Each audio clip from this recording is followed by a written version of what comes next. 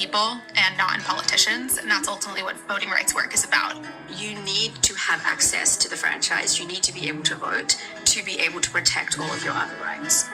And that's why civil rights leaders started with the right to vote, and that's why we continue to work to further their work at the clinic. So I started the clinic 3 years ago with the idea that we could both train a new generation of lawyers, but also that we could bring some of the greatest innovations from academia into the courts and into the advocacy space. And so I think our work with respect to State Voting Rights Act is a good example of that. The Voting Rights Act, when it was passed in 1965, has been one of the most successful civil rights statutes. It finally brought people of color into the halls of Congress, state legislatures, local communities, and now we are seeing parity between black and white voters in many places across the country. In recent years, however, the Supreme Court has been extremely hostile to voting rights.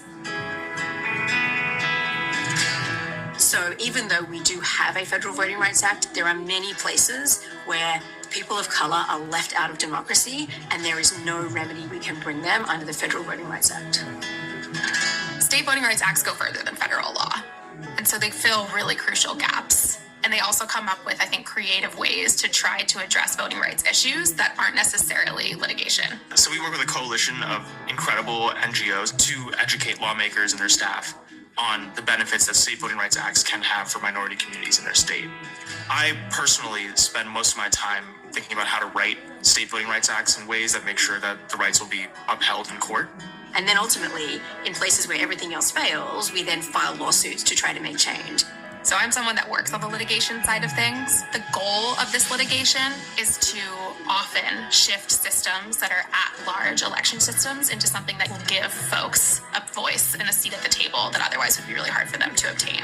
Part of what we're doing is just showing them that we're in the fight with them. We were able to help defend the constitutionality of the Washington Voting Rights Act. And in that case, we wrote an amicus brief. In fact, one of my students wrote an amicus brief. And it was heavily cited in the opinion that upheld the constitutionality of the Washington Voting Rights Act. We are now bringing these cases in New York, and in those cases, we are seeking to both get remedies for our clients, but also to defend the constitutionality of these state VRAs.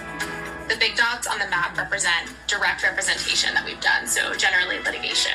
And the smaller dots on the map represent amicus briefs or legislative advocacy. While we don't win every single case or get every single bill passed, I think the other thing that the dots represent is a community that the Harvard Election Law Clinic has said, we hear you too, and has shown them that we're in the fight with them no matter how it goes. When you think about yourself as being in a lineage of advocates who have fought for the right to vote for 100 years in this country, 250 years, that is just like an incredible feeling as a law student when everything can feel really theoretical and you finally just get to have an impact and see a community have a voice for the first time.